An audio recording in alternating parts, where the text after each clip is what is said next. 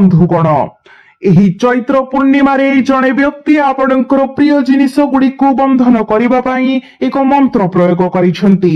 ଆପଣଙ୍କର ଟଙ୍କା, ଧନ ସମ୍ପତ୍ତି ଏବଂ ଆପଣଙ୍କର ପରିବାର ମଧ୍ୟ। ଯଦି ଆପଣ ଚୈତ୍ର ପୂର୍ଣ୍ଣିମା ପୂର୍ବରୁ ଏହି ବ୍ୟକ୍ତିଙ୍କ ପରିଚୟ ଆବିଷ୍କାର କରନ୍ତି ନାହିଁ, ତେବେ ଦେବୀ ଲକ୍ଷ୍ମୀ ଏହି ଉତ୍ସବ ଋତୁରେ ଆପଣଙ୍କର ଘରକୁ ଆଶୀର୍ବାଦ କରିବେ ନାହିଁ। ଯେଉଁ ସମୟରେ ଆପଣ ଆପଣଙ୍କର ସ୍ୱପ୍ନକୁ ସତ ହେବାର ଆଶା କରୁଥିଲେ, ବରଂ ଆପଣ ଦ୍ୱାର ଦ୍ୱାର ବୁଲିବେ, ଅସୀମ କଷ୍ଟର ସମ୍ମୁଖୀନ ହେବେ, କାରଣ ଆପଣଙ୍କ ବିରୁଦ୍ଧରେ ଏକ ନିର୍ଦ୍ଦିଷ୍ଟ ପ୍ରକାରର କଳା ଯାଦୁ ସଂଗଠିତ ହୋଇଛି। ଯଦି ଆପଣ ଏହାର ଶିକାର ହୁଅନ୍ତି, ତେବେ ଆପଣ ନିଜ ହାତରେ ନିଜ ଜୀବନକୁ ନଷ୍ଟ କରିବେ। କେତେକ ସମୟରେ ଆମେ ଅନୁଭବ କରୁ ଯେ ଆମେ ଭୁଲ କରିଛୁ, ହୁଏତ ଆମ ଅଜାଣତରେ କାହାକୁ କିଛି କ୍ଷତି ପହଞ୍ଚାଇଛୁ କିମ୍ବା କୌଣସି ପ୍ରକାରେ ସେମାନଙ୍କର ପ୍ରତି ଅନ୍ୟାୟ କରିଛୁ। ତଥାପି ବାସ୍ତବରେ ଆମେ ଦୋଷୀ ନୁହେଁ, ବରଂ ଷଡ଼ଯନ୍ତ୍ର ଏବଂ ଅନ୍ଧକାର ମନ୍ତ୍ର ଏବଂ ଯାଦୁବିଦ୍ୟା ପ୍ରୟୋଗ ଦ୍ୱାରା ଆମେ ଜାଣିଶୁଣି ଏହି ପରିସ୍ଥିତିରେ ଫସି ଯାଉଛୁ। ଏପରି ଜଣେ ବ୍ୟକ୍ତି ଏହା ପାଇଁ ଦାୟୀ ବର୍ତ୍ତମାନ ଆପଣଙ୍କ ଜୀବନରେ ଉପସ୍ଥିତ ଅଛି। ଯେତେବେଳେ ଆପଣ ଚୈତ୍ର ପୂର୍ଣ୍ଣିମା ପାଇଁ ବ୍ୟାପକ ପ୍ରସ୍ତୁତିରେ ବ୍ୟସ୍ତ ଅଛନ୍ତି, ଆପଣଙ୍କର ଘର ସଫା କରିବା, ପର୍ବର ଆଗମନକୁ ଉତ୍ସାହର ସହିତ ଅପେକ୍ଷା କରିବା, ଏହି ଦୁନିଆରେ ଅନ୍ୟ କେତେକ ଲୋକ ଅଛନ୍ତି ଯେଉଁମାନେ ଭଲ ଭାବରେ ଜାଣନ୍ତି ଯେ ଚୈତ୍ର ପୂର୍ଣ୍ଣିମାରେ ନକାରାତ୍ମକ ଶକ୍ତି ଏବଂ ସକାରାତ୍ମକ ଶକ୍ତିର ଲହରୀ ସୃଷ୍ଟି ହୁଏ। ଏହି ସତ୍ୟର ଉପଯୋଗ କରି ଏହି ବ୍ୟକ୍ତି ସକ୍ରିୟ ଭାବରେ ଆପଣଙ୍କର ବିନାଶର ଷଡ଼ଯନ୍ତ୍ର କରୁଛି। ଆପଣ ଜାଣି ଆଶ୍ଚର୍ଯ୍ୟ ହେବେ ଯେ ଏହା କୌଣସି ଦୂର ଅପରିଚିତ ବ୍ୟକ୍ତି ନୁହେଁ, ବରଂ ଆପଣଙ୍କର ଅତି ନିକଟତର ବ୍ୟକ୍ତି, ଜଣେ ଅନ୍ତରଙ୍ଗ ପରିଚିତ। ଆପଣ ଏହି ବ୍ୟକ୍ତିଙ୍କର ନାମ ବହୁତ ଭଲ ଭାବରେ ଜାଣନ୍ତି। ପ୍ରକୃତରେ ଆପଣ ପ୍ରାୟତଃ ସେମାନଙ୍କ ସହିତ ଯୋଗାଯୋଗ କରନ୍ତି। ଏହି ଭିଡିଓ ପରେ ଯେତେବେଳେ ଆପଣ ସେମାନଙ୍କର ନାମ ଶୁଣିବେ, ସେତେବେଳେ ଆପଣଙ୍କ ଆଖିରୁ ଲୁହ ବୋହିଯିବ, କାରଣ ଆଜିର ଦୁନିଆରେ ପ୍ରାୟତଃ ଆମେ ଯେଉଁମାନଙ୍କୁ ସବୁଠାରୁ ଅଧିକ ବିଶ୍ୱାସ କରୁ, ଯେଉଁମାନଙ୍କ ଉପରେ ଆମେ ଆମର ସମ୍ପୂର୍ଣ୍ଣ ବିଶ୍ୱାସ ରଖୁ, ସେମାନେ ହିଁ ଆମକୁ ବିଶ୍ୱାସଘାତକତା କରନ୍ତି। ଏହି ଚୈତ୍ର ପୂର୍ଣ୍ଣିମାରେ ଜଣେ ନିର୍ଦ୍ଦିଷ୍ଟ ବ୍ୟକ୍ତି ଆପଣଙ୍କର ଟଙ୍କା, ଧନ ସମ୍ପତ୍ତି ଏବଂ ଆପଣଙ୍କର ସମଗ୍ର ପାରିବାରିକ ଜୀବନକୁ ବାନ୍ଧିବା କିମ୍ବା ଫ୍ରିଜ କରିବାକୁ ଲାଗିଛନ୍ତି। କିଛି ବାନ୍ଧିବାର ଅର୍ଥ ଏହା ବୁଝାଏ ଯେ ଯଦି ବର୍ତ୍ତମାନ ଆପଣଙ୍କର ଜୀବନରେ ଟଙ୍କା ପ୍ରବାହିତ ହେଉଛି, ତେବେ ସେହି ପ୍ରବାହ ହଠାତ୍ ବନ୍ଦ ହୋଇଯିବ। ଏପରି ପରିସ୍ଥିତି ସୃଷ୍ଟି ହେବ ଯେଉଁଠାରେ ଟଙ୍କା ଆପଣଙ୍କ ହାତରୁ ଖସିଯିବ, ଆପଣ ଏହାକୁ ରୋଜଗାର କରିପାରିବେ ନାହିଁ ଏବଂ ସେପରି ଭାବରେ ସଞ୍ଚୟ କରିପାରିବେ ନାହିଁ। କେତେକ ସମୟରେ ଆମର ଘର ମଧ୍ୟ ଏହି ପ୍ରକାରେ ବନ୍ଧା ହୋଇପାରେ। ଏପରି ଏକ ଘର ଏକ ଚିରସ୍ଥାୟୀ ଯୁଦ୍ଧ ଭୂମିରେ ପରିଣତ ହୁଏ, ଯାହା ନିରନ୍ତର କଳହ ଏବଂ ବିବାଦ ଦ୍ୱାରା ଜର୍ଜରିତ, ଯେଉଁଠାରେ ପରିବାରର ସଦସ୍ୟମାନେ ପରସ୍ପର ସହିତ ଅନନ୍ତ ଦୈନନ୍ଦିନ ଦ୍ୱନ୍ଦ୍ୱରେ ଆବଦ୍ଧ ହୋଇ ରୁହନ୍ତି। ଅନ୍ୟ କାହାର କଥା କେହି ପସନ୍ଦ କରନ୍ତି ନାହିଁ। ପରିସ୍ଥିତି ଦିନକୁ ଦିନ ଖରାପ ହୁଏ ଏବଂ ଶେଷରେ ପରିବାର ଭାଙ୍ଗିଯାଏ। କେତେକ ସମୟରେ ଆପଣଙ୍କର ବୈବାହିକ ଜୀବନ ମଧ୍ୟ କୁଦୃଷ୍ଟିର ଶିକାର ହୁଏ, ଏକ ଦୂଷିତ ପ୍ରଭାବ ଯାହା ପତି ପତ୍ନୀଙ୍କ ମଧ୍ୟରେ ବାରମ୍ବାର ଝଗଡ଼ା ସୃଷ୍ଟି କରେ, ଶେଷରେ ସମ୍ପର୍କକୁ ଛାଡ଼ପତ୍ରର ଦ୍ୱାର ଦେଶକୁ ଠେଲି ଦିଏ। ଆପଣ ସମ୍ପୂର୍ଣ୍ଣ ଭାବରେ ବିସ୍ମିତ ହୋଇପାରନ୍ତି, ଭାବିପାରନ୍ତି ମୁଁ ଏହା କିଛି କରିନାହିଁ, ଜିନିଷ ଗୁଡ଼ିକ ଏହିପରି କିପରି ଶେଷ ହେଲା, ମୁଁ କେବେ ଚାହିଁନଥିଲି ଯେ ଏହା ହେଉ। ତଥାପି ବାସ୍ତବରେ ଦୋଷ ଆପଣଙ୍କର ନୁହେଁ। କିଛି ବ୍ୟକ୍ତି ଅଛନ୍ତି ଯେଉଁମାନେ ଅନ୍ଧକାର ରୀତିନୀତି ଏବଂ ଯାଦୁବିଦ୍ୟା ବ୍ୟବହାର କରି ଆପଣଙ୍କ ବିରୁଦ୍ଧରେ ଏହି ଘଟଣା ଗୁଡ଼ିକୁ ସଂଗଠିତ କରନ୍ତି। ଏହି ଚୈତ୍ର ପୂର୍ଣ୍ଣିମାରେ ଆପଣ ଏପରି ଜଣେ ବ୍ୟକ୍ତିଙ୍କ ଠାରୁ ଏକ ଗୁରୁତର ବିପଦର ସମ୍ମୁଖୀନ ହୁଅନ୍ତି, ଯିଏ ବାହାର ଲୋକ ନୁହେଁ, ବରଂ ଆପଣଙ୍କର ନିଜର, ଆପଣଙ୍କର ନିକଟତର କେହି। ଆପଣଙ୍କର ଜୀବନ ସାରା ଆପଣ ସମସ୍ତଙ୍କୁ ସାହାଯ୍ୟର ହାତ ବଢାଇଛନ୍ତି। ଆପଣଙ୍କର ଦ୍ୱାରକୁ ଆସିଥିବା କାହାକୁ କେବେ ଖାଲି ହାତରେ ଫେରାଇ ଦେଇନାହାନ୍ତି। ଏପରି ସମୟ ଆସିଛି ଯେତେବେଳେ ଆପଣ ଅନ୍ୟମାନଙ୍କ ସହିତ ସଂଘର୍ଷ କରିଥିଲେ, ତଥାପି ଏକ ମହାନ ମନୋଭାବ ପ୍ରଦର୍ଶନ କରି ଆପଣ ସର୍ବଦା ପ୍ରଥମେ ସାହାଯ୍ୟ କରିବାକୁ ଏବଂ ବାଡ଼ ସଜାଡ଼ିବାକୁ ଯାଉଥିଲେ। ଆପଣ ହୃଦୟରେ ଜଣେ ଭଲ ମଣିଷ, ଯେ ଶତ୍ରୁତା ନୁହେଁ ବରଂ ବନ୍ଧୁତାରେ ବିଶ୍ୱାସ କରନ୍ତି।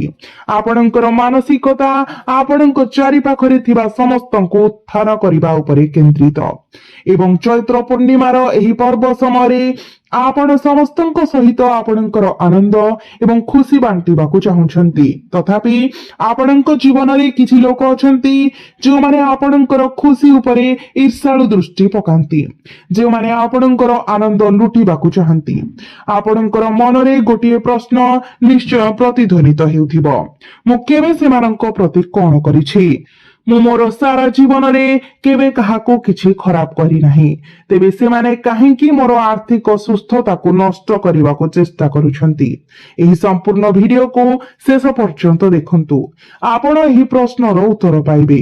ଆଗକୁ ବଢିବା ପୂର୍ବରୁ ଯଦି ଆପଣ ମଧ୍ୟ ପ୍ରଭୁ ବଜରଙ୍ଗବାଲୀଙ୍କର ଜଣେ ପ୍ରକୃତ ଭକ୍ତ, ଦୟାକରି ଭିଡିଓକୁ ଲାଇକ୍ କରନ୍ତୁ ଏବଂ କମେଣ୍ଟ ବକ୍ସରେ ଜୟ ଶ୍ରୀରାମ ଲେଖନ୍ତୁ। ବନ୍ଧୁଗଣ, ପ୍ରାୟତଃ କୁହାଯାଏ ଯେ ଏହି ଦୁନିଆରେ ଯିଏ ପ୍ରସିଦ୍ଧି ପାଆନ୍ତି ସେ ସମୟ ସହିତ ଅନିବାର୍ଯ୍ୟ ଭାବରେ ଅନେକ ଶତ୍ରୁ ମଧ୍ୟ ପାଇଥାନ୍ତି। ଆପଣଙ୍କ ସହିତ ମଧ୍ୟ ସେହିପରି ଘଟିଛି, କେବଳ କାରଣ ଆପଣ କିଛି ଧନ ଅର୍ଜନ କରିଛନ୍ତି, କିଛି ପରିମାଣରେ ପ୍ରସିଦ୍ଧି ଅର୍ଜନ କରିଛନ୍ତି ଏବଂ କିଛି ପରିମାଣରେ ସମ୍ମାନ ଅର୍ଜନ କରିଛନ୍ତି। ତେଣୁ ଆପଣ ମଧ୍ୟ ଅଜାଣତରେ ଶତ୍ରୁ ସୃଷ୍ଟି କରିଛନ୍ତି। ସତର୍କ ରୁହନ୍ତୁ। ଏହି ବ୍ୟକ୍ତିମାନଙ୍କ ମଧ୍ୟରୁ କିଛି ଆପଣଙ୍କ ପ୍ରତି ସେମାନଙ୍କର ଶତ୍ରୁତାରେ ଏତେ ଗ୍ରାସିତ ଯେ ସେମାନେ ଦିନ ପରେ ଦିନ ସକ୍ରିୟ ଭାବରେ ଆପଣଙ୍କ ବିନାଶର ଷଡ଼ଯନ୍ତ୍ର କରୁଛନ୍ତି। ଆପଣ କେବେ ସେମାନଙ୍କୁ କ୍ଷତି ପହଞ୍ଚାଇବା ପାଇଁ କଣ କରିଛନ୍ତି? ଆପଣଙ୍କ ସହିତ କେବେ ଏପରି କିଛି ଘଟିଛି କି? କଳ୍ପନା କରନ୍ତୁ ଯେ ଆପଣ ରାସ୍ତାରେ ଗାଡି ଚଳାଉଛନ୍ତି, ଯେତେବେଳେ ହଠାତ୍ ଆପଣଙ୍କ ଗାଡି ଜଣେ ଅଜଣା ବ୍ୟକ୍ତିଙ୍କ ସହିତ ଧକ୍କା ହୁଏ, ଯାହାକୁ ଆପଣ ଜାଣି ନାହାନ୍ତି। ହୁଏତ ସେମାନଙ୍କର ଜିନିଷ ପତ୍ର ଓଲଟି ପଡିଯାଏ କିମ୍ବା ବ୍ୟକ୍ତି ଆହତ ହୁଏ। ସେହି ମୁହୂର୍ତ୍ତରେ ଏକ ଛୋଟ ଝଗଡା ହୋଇପାରେ, କିନ୍ତୁ ବିବାଦ ଶେଷରେ କମିଯାଏ, ପରସ୍ପର ବୁଝାମଣା ହୁଏ ଏବଂ ଆପଣ ଗାଡି ଚଲାଇ ଚାଲିଯାଆନ୍ତି। ତଥାପି ସେହି ବ୍ୟକ୍ତି ଏବେ ଆପଣଙ୍କର ପ୍ରତିଛବିକୁ ସେମାନଙ୍କ ସ୍ମୃତିରେ ସ୍ଥାନିତ କରିଦେଇଛନ୍ତି। ସେମାନେ ଆପଣଙ୍କୁ ଅନୁସରଣ କରିଛନ୍ତି ଏବଂ ଆପଣଙ୍କର ଘରର ଠିକଣା ମଧ୍ୟ ଆବିଷ୍କାର କରିଛନ୍ତି। ଏହି ବ୍ୟକ୍ତି ଚୁପ୍ ବସି ରହିବାର ଲୋକ ନୁହେଁ, କାରଣ ସେମାନେ ତାନ୍ତ୍ରିକ ଅଭ୍ୟାସରେ ଜଡ଼ିତ। ନିଃସନ୍ଦେହରେ ତୁମେ ସେମାନଙ୍କୁ ଗଭୀର ଭାବପ୍ରବଣ ଯନ୍ତ୍ରଣା ଦେଇଛ। ହୁଏତ ସେମାନଙ୍କ ପାଇଁ ଏକ ଗୁରୁତ୍ୱପୂର୍ଣ୍ଣ ବସ୍ତୁକୁ ଅସମ୍ମାନିତ କିମ୍ବା ନଷ୍ଟ କରାଯାଇଥିଲା ଏବଂ ସେମାନେ ଏବେ ଏହି ଉପାୟରେ ପ୍ରତିଶୋଧ ନେବାକୁ ଚାହୁଁଛନ୍ତି। କୌଣସି ଯାନ ଚଳାଇବା ସମୟରେ ତୁମକୁ ଅତ୍ୟନ୍ତ ସତର୍କତା ଏବଂ ସତର୍କ ଅବଲମ୍ବନ କରିବାକୁ ପଡିବ।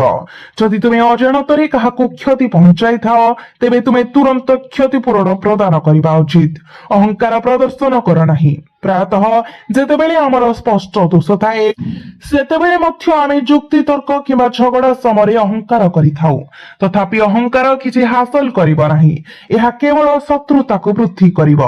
ବିପରୀତ ଭାବରେ ଯଦି ତୁମେ নম্রতাର ସହିତ କଥା ହୁଅ ଏବଂ ସମାଧାନ ଖୋଜିବା ପାଇଁ ଏକ ଆନ୍ତରିକ ପ୍ରୟାସ କର, ତେବେ ତୁମେ ପରିସ୍ଥିତିକୁ ନିୟନ୍ତ୍ରଣ କରିବାକୁ ବାହାରକୁ ଯିବାରୁ ରୋକିବାରେ ସକ୍ଷମ ହୋଇପାରିବ। ଅଧିକନ୍ତୁ କେବେ ବି କାହାର ଉପହାସ କିମ୍ବା କୌଣସି ତାଚ୍ଛଲ୍ୟ କର ନାହିଁ। କୌଣସି ବ୍ୟକ୍ତି ପତଳା, ଛୋଟ ଉଚ୍ଚତା, କଳା ରଙ୍ଗ କିମ୍ବା କୌଣସି ଶାରୀରିକ ଦୁର୍ବଳତା ଥିବା ହେତୁ ତାଙ୍କୁ ପରିହାସ କର ନାହିଁ। ମନେ ରଖ, ଈଶ୍ୱର ଆମ ସମସ୍ତଙ୍କୁ ଦୁଇଟି ଗୋଡ଼, ଦୁଇଟି ହାତ ଏବଂ ସମସ୍ତ ଜରୁରୀ ଶାରୀରିକ ଅଙ୍ଗକୁ ସଠିକ କାର୍ଯ୍ୟକ୍ରମ କ୍ରମରେ ପ୍ରଦାନ କରିଛନ୍ତି। ତଥାପି କେତେକ ସମୟରେ ଆମ ଭିତରେ ଏବଂ ଅନ୍ୟମାନଙ୍କ ମଧ୍ୟରେ ଶାରୀରିକ ଅସମାନତା ଦେଖାଦିଏ।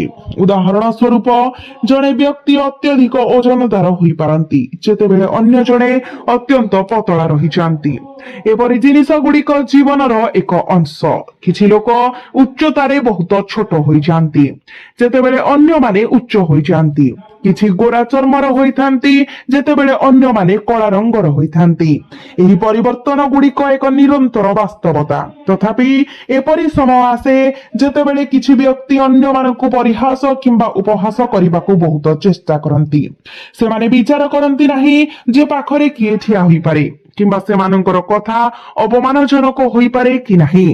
ସମସ୍ତ ସମ୍ଭାବନାରେ ଆପଣ ମଧ୍ୟ ଏପରି ଭୁଲ କରିଛନ୍ତି। ସେମାନେ ନିଜ ପ୍ରିୟଜନ ଉପସ୍ଥିତି ଥିବା ସମୟରେ କାହାର ଶାରୀରିକ ରୂପକୁ ଉପହାସ କରିଛନ୍ତି। ଫଳସ୍ୱରୂପ ସେହି ବ୍ୟକ୍ତି ଏକ ଗଭୀର ଭାବପ୍ରବଣ ଆଘାତ ପାଇଛନ୍ତି ଏବଂ ଆପଣଙ୍କୁ ଏକ ଶିକ୍ଷା ଦେବାକୁ ସଂକଳ୍ପ ନେଇଛନ୍ତି। ତେବେ ଯାହା ହେଉ, ପ୍ରତିଫଳିତ ହେବା ପାଇଁ କିଛି ସମୟ ନିଅନ୍ତୁ। ଆପଣଙ୍କର ସ୍ମୃତି ଅନୁସନ୍ଧାନ କରନ୍ତୁ ଏବଂ ବିଚାର କରନ୍ତୁ ଯେ ଆପଣ ପ୍ରକୃତରେ ଜଣେ ଭିନ୍ନକ୍ଷମ ବ୍ୟକ୍ତି, ଜଣେ ଗରିବ ବ୍ୟକ୍ତି କିମ୍ବା ଶାରୀରିକ ଅକ୍ଷମତା ଥିବା ବ୍ୟକ୍ତିଙ୍କୁ ଅପମାନିତ କରିଛନ୍ତି କିମ୍ବା ଉପହାସ କରିଛନ୍ତି କି ନାହିଁ, କାରଣ ଏପରି ଅପମାନଜନକ କାର୍ଯ୍ୟ ଆପଣଙ୍କର ଜୀବନରେ ଗୁରୁତର ଦୁର୍ଭାଗ୍ୟକୁ ଆମନ୍ତ୍ରଣ କରିପାରେ। ଯେଉଁ ବ୍ୟକ୍ତି ବର୍ତ୍ତମାନ ଆପଣଙ୍କୁ ଏକ ପ୍ରତିଜ୍ଞାତ ଶତ୍ରୁ ଭାବରେ ଦେଖନ୍ତି, ସେ ଆପଣଙ୍କର ବିନାଶ ଆଣିବା ପାଇଁ କୌଣସି ପ୍ରୟାସ ଛାଡ଼ିବେ ନାହିଁ। ତେଣୁ ଭବିଷ୍ୟତରେ ଏହି ଭୁଲ ପୁନରାବୃତ୍ତି କରନ୍ତୁ ନାହିଁ। ଯଦି ଆପଣ କୌଣସି ପ୍ରକାରେ ଶାରୀରିକ ଭାବରେ ଦୁର୍ବଳ ଦେଖାଯାଉଥିବା କାହାକୁ ଭେଟିବେ, ତେବେ ସେମାନଙ୍କୁ ଉପହାସ କରନ୍ତୁ ନାହିଁ, ନଚେତ୍ ତୁମର ଗ୍ରହ ସଂଯୋଜନ ମଧ୍ୟ ପ୍ରତିକୂଳ ହୋଇପାରେ। ଗୁରୁଜୀ ତୁମକୁ କିଛି ସତର୍କତା ଅବଲମ୍ବନ କରିବା ପାଇଁ କିଛି ପରାମର୍ଶ ଦେବାକୁ ଚାହାନ୍ତି। ଏହି ସତର୍କତା ଏହି ମାସରେ ତୁମ ପାଇଁ ଏକ ଶକ୍ତିଶାଳୀ ଢାଲ ଭାବରେ କାର୍ଯ୍ୟ କରିବ ଏବଂ ଗୁରୁତ୍ୱପୂର୍ଣ୍ଣ ପ୍ରସଙ୍ଗ ଗୁଡିକର ସମାଧାନ କରିବାରେ ସହାୟକ ହେବ। ତୁମେ ଏହା ମଧ୍ୟ ଅନୁଭବ କରିବ ଯେ ତୁମର କେଉଁ ନିର୍ଦ୍ଦିଷ୍ଟ ଭୁଲ ତୁମକୁ ନକାରାତ୍ମକ ରୀତିନୀତି କିମ୍ବା କଳା ଜାଦୁର ଶିକାର କରିଛି।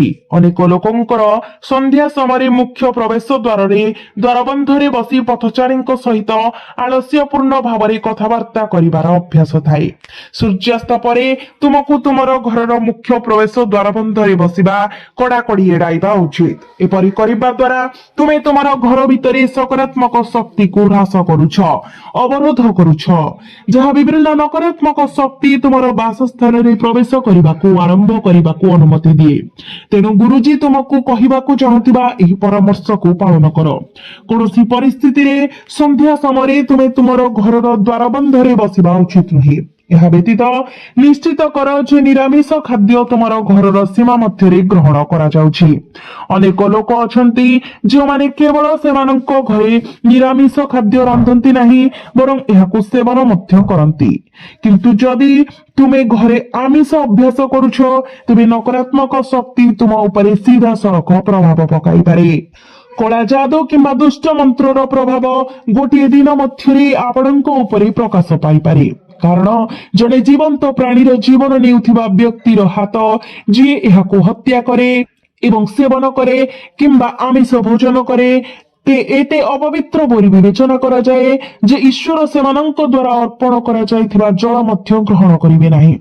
ଈଶ୍ୱର ଏପରି ହାତ ଦ୍ୱାରା ପ୍ରଦାନ କରାଯାଇଥିବା କୌଣସି ଖାଦ୍ୟ ନୈବେଦ୍ୟ ଗ୍ରହଣ କରନ୍ତି ନାହିଁ ଏବଂ ଯେଉଁ ଘରେ ଈଶ୍ୱରଙ୍କୁ କୌଣସି ଖାଦ୍ୟ ନୈବେଦ୍ୟ କରାଯାଏ ନାହିଁ, ଘରେ ଭୂତ, ଆତ୍ମା ଏବଂ ଦୁଷ୍ଟ ସତ୍ତା ରହିଥାଏ।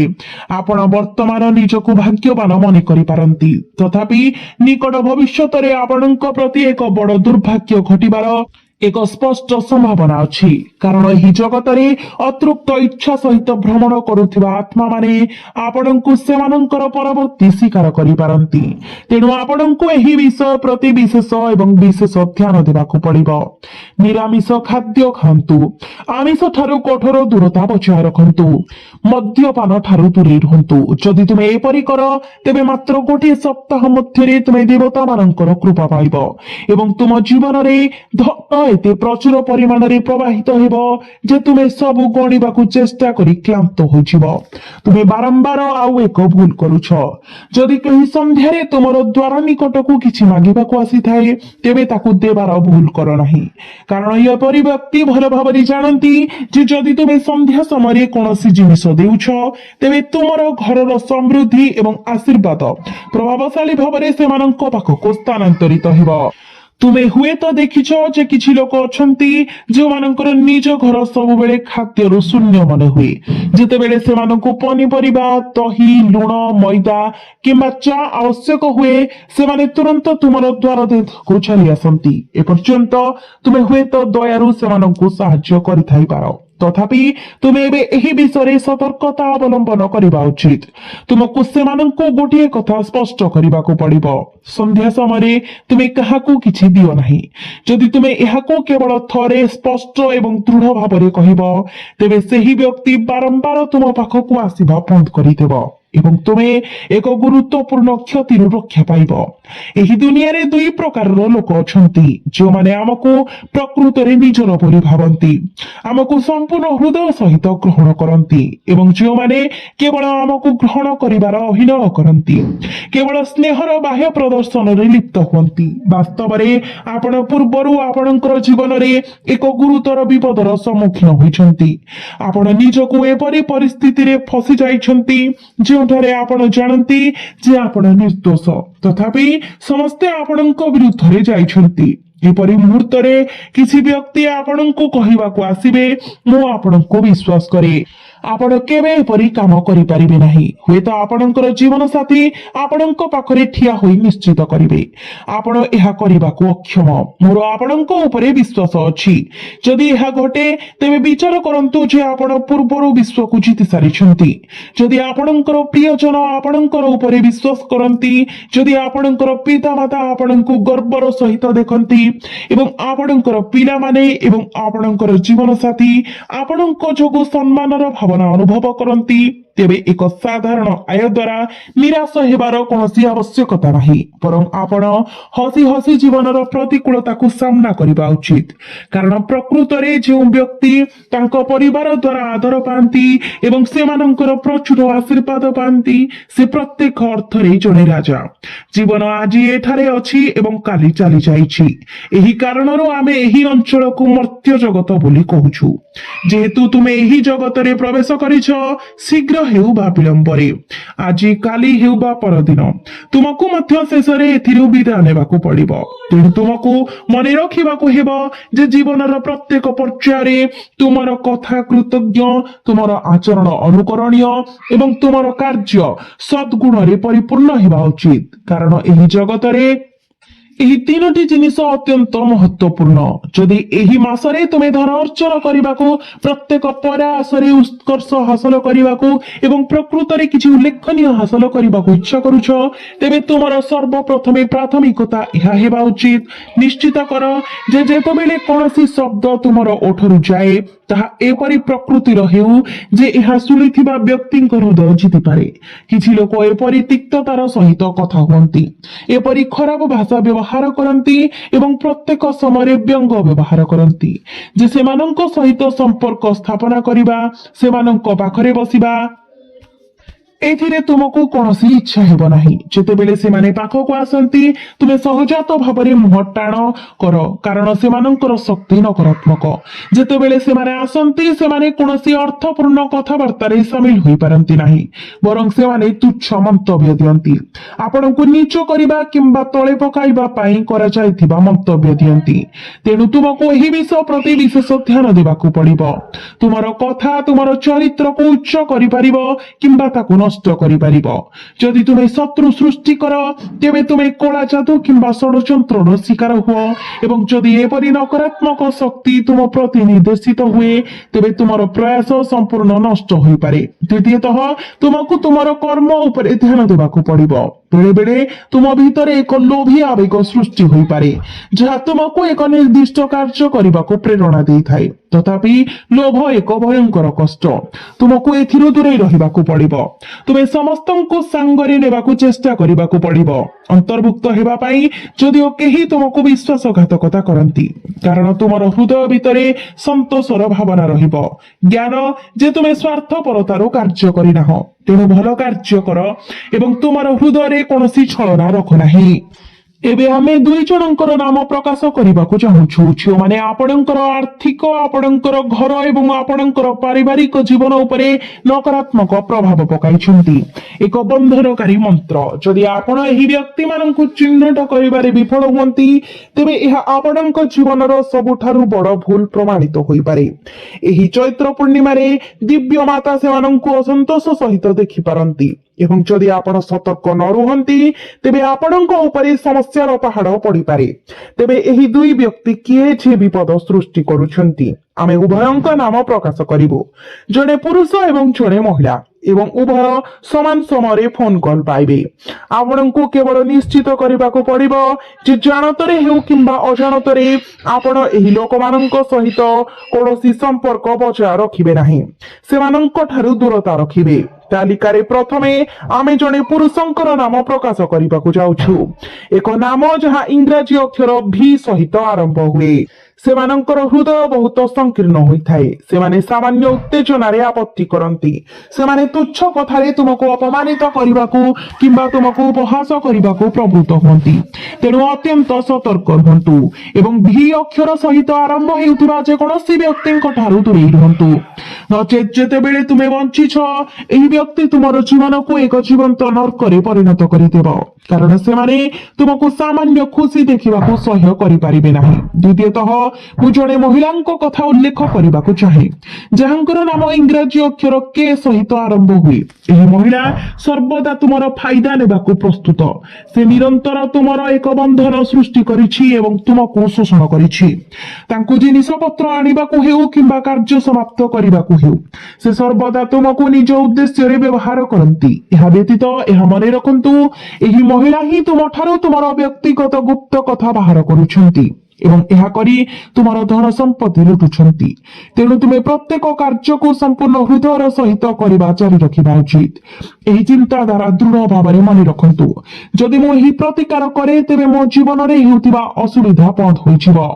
ଏହି ପ୍ରତିକାର ଗୁଡିକ ତୁମର ପ୍ରୟାସର ସଫଳ ସମାପ୍ତି ସୁନିଶ୍ଚିତ କରିବାର ଅନ୍ତର୍ନିହିତ ଶକ୍ତି ରଖେ। ଏଗୁଡିକ ତୁମ ବିରୁଦ୍ଧରେ କରାଯାଉଥିବା ତନ୍ତ୍ର ଏବଂ ମନ୍ତ୍ରର ରୀତିନୀତିର ପ୍ରଭାବକୁ ନିରପେକ୍ଷ କରିବାର ଏବଂ ତୁମ ଉପରେ ପ୍ରଦତ୍ତ ଯେକୌଣସି କଳା ଯାଦୁ କିମ୍ବା ଷଡଯନ୍ତ୍ରର ପ୍ରଭାବକୁ ଲୁପ୍ତ କରିବାର କ୍ଷମତା ରଖେ। ଫଳସ୍ୱରୂପ ତୁମର ଜୀବନ ଏତେ ଶୁଭ ଏବଂ ଆନନ୍ଦମୟ ହୋଇଯିବ ଯେ ତୁମେ ତୁମର ସ୍ୱପ୍ନରେ ମଧ୍ୟ ଏହା କଳ୍ପନା କରିପାରିନଥିବ। ତେବେ ଚୈତ୍ର ପୂର୍ଣ୍ଣିମା ଦିନ ତୁମକୁ ଏହି ନିର୍ଦ୍ଦିଷ୍ଟ ପ୍ରତିକାର କରିବାକୁ ପଡିବ। ଏହା ପ୍ରକୃତରେ ଏକ ଚମତ୍କାର ବିଧି। ଯଦି ତୁମେ ଏହାକୁ ସଫଳତାର ସହିତ ପାଳନ କର, ତେବେ ତୁମେ କେବଳ ଲାଭ ପାଇବ ଏବଂ ଏଥିରେ ପ୍ରଚୁର ପରିମାଣରେ ଲାଭ ପାଇବ। ଏହି ଦିନ ଆପଣ ଓସ୍ତ ଗଛ ମୂଳରେ ଜଳ ଅର୍ପଣ କରନ୍ତୁ। ଏହା କରିବା ଦ୍ୱାରା ଘରେ ସ୍ୱାସ୍ଥ୍ୟ, ସୌଭାଗ୍ୟ ଏବଂ ଧନ ବୃଦ୍ଧି ହେବ। ଏହା ବିଶ୍ୱାସ କରାଯାଏ ଯେ ପ୍ରତ୍ୟେକ ପୂର୍ଣ୍ଣିମାରେ ଓସ୍ତ ଗଛ ମୂଳରେ ଜଳ ଅର୍ପଣ କରିବା ଉଚିତ। ଏହି କାର୍ଯ୍ୟ ଆମକୁ ଅନେକ ପାପରୁ ମୁକ୍ତ କରେ ଏବଂ ଆମକୁ ମହାନ ଲାଭ ପ୍ରଦାନ କରେ। ଏହା ବ୍ୟତୀତ ଏହି ଦିନ ଆପଣ ଘରକୁ ଧଣିଆ କିଣି ଆଣିବା ଉଚିତ ଏବଂ ଏହାକୁ ଆପଣ ନିଜର ଟଙ୍କା ରଖୁଥିବା ସ୍ଥାନରେ ରଖିପାରିବେ। ଏହା କରିବା ଦ୍ୱାରା ଘରକୁ ସୁଖ ସମୃଦ୍ଧି ଆସିଥାଏ। ଏହା ଆର୍ଥିକ ସ୍ଥିରତାକୁ ପ୍ରୋତ୍ସାହିତ କରେ, କାରଣ ଏହି ଧଣିଆ ବୀଜ ଗୁଡିକ କେବଳ ଧନର ପ୍ରତୀକ ଭାବରେ ବିବେଚନା କରାଯାଏ ନାହିଁ, ବରଂ ଶୁଭ ଶକ୍ତିର ଏକ ବାହକ ଭାବରେ ମଧ୍ୟ ବିବେଚନା କରେ। ଯଦି ଆପଣ ଆଜିର ଭିଡିଓକୁ ଭଲ ଭାବରେ ଦେଖିଛନ୍ତି ଏବଂ ପରାମର୍ଶ ଗୁଡିକ ମାନୁଛନ୍ତି, ତେବେ ନିଶ୍ଚିତ ଭାବରେ ଆପଣଙ୍କର ଜୀବନରେ ଏକ ସକାରାତ୍ମକ ଉନ୍ନତି ଆପଣ ଦେଖିବାକୁ